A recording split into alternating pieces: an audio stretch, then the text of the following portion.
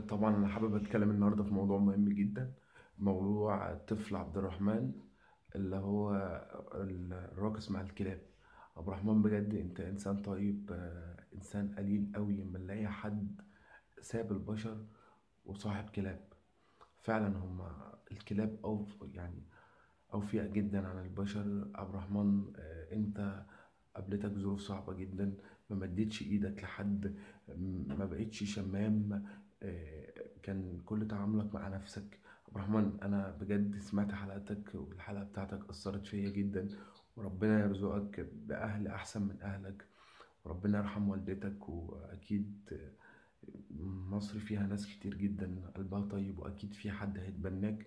عبد الرحمن انا حبيتك ونفسي ان انا اقابلك اشكرك ان انت فعلا هو ده الطفل المصري، الطفل الاصيل. يعني طيبة قلبك وجدعنتك اللي هو انت عملت اللي مفيش حد عمله. صاحبة الكلاب، كنت بتدفع فلوس من معاك عشان تجيب اكل للكلاب. بجد ربنا يوفقك واشوفك حاجة كبيرة جدا، وبجد انت انسان قلبك طيب، وربنا يوفقك في حياتك الشخصية يا رب، وربنا يرزقك بحد احسن من الناس اللي انت كنت عايش معاهم. وحسبنا الله ونعم الوكيل في والدة، في الانسانة مرات ابوك دي. وبجد ربنا يكرمك يا رب واشوفك حاجة كبيرة بإذن الله.